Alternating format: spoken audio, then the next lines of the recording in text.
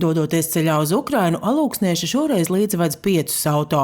Kopumā tie ir jau 20 transporta līdzekļi, kas nogādāti Ukrainas karavīriem.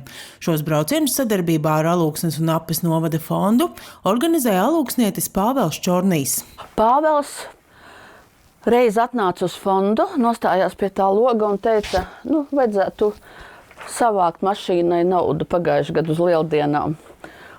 Un es kā tāda vecāka kundzīte sapratu, ka, laikam, nevarēsim mēs to savākt labi, ka es to nepateicu skaļi. Tās akcijas ideja bija, ka mēs uzaicinām ukraiņus, kuri ir atbraukuši bēgļi pie mums un kopīgi uzvāram boršu un boršu par ziedojumiem iemainam pret džipu.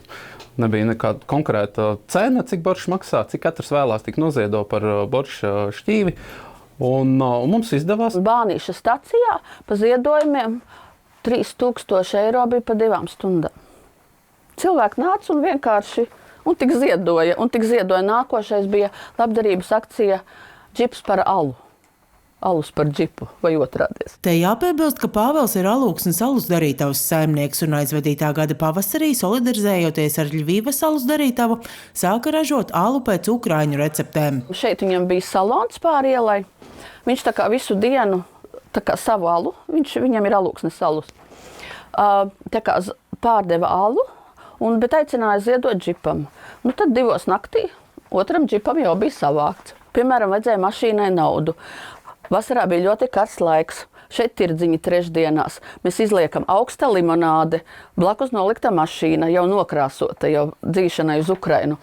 Es teicu, pa stundu 400 eiro. Mēs tik lejam augstu limonādi un visi tik ziedo naudu. Alūksniešu auto konvojs dodas līdz pašai frontes līnijai, jo svarīgi, lai šie auto nonāktu tur, kur tie ir vajadzīgi. Es par katru mašīnu varu atbildēt, es par katru mašīnu zinu, kur viņa atrodas, pie kā viņa atrodas un kad viņa dara to, kas viņai ir jādara. Un palīdz. Gribētos ticēt, ka palīdz uzvarēt karā.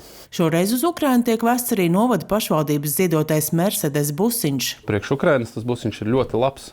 Un mēs viņu vedīsim karavīriem, kuri vēl nedaudz uzlabos to busiņu, un viņš būs ievainoto evakuācijas transports. Pāvels Čornijs stāsta, ka esot jau vairāk kārt Ukrainā, pats ir pārliecinājies, cik šī palīdzība, gādājot transportu Ukrainas armijā, ir svarīga. Un mēs arī redzam to transportu, ar ko viņi pārvietojās. Un viņi pārvietojās brīžiem ar pilnīgi sapūšiem žiguļiem.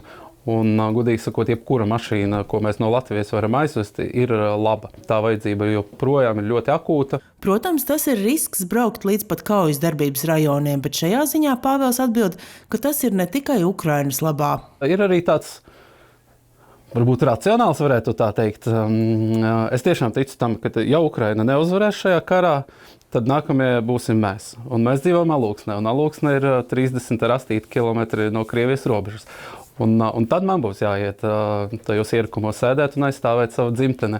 Un, ja tā godīgi, es to darīšu, protams. Tas ir mans pienākums, bet es nevēlos to. Es nevēlos karu piedzīvot savā mūžā, savās mājās. Tāpēc mūsu tāds racionālais uzdevums ir izdarīt visu, lai Ukraina uzvarētu, lai mums nav jāpieredz šīs šausmas, kas notiek tur šobrīd. Jāteic, ka Alūksnē palīdzība Ukrainai nav jau gādāta tikai pēc aizvadītā gada Krievijas iebrukuma, bet jau no 2014. gada. Un šie auto, kas tagad no Alūksnes dodas ceļā uz Ukrainu, nebūs pēdējie.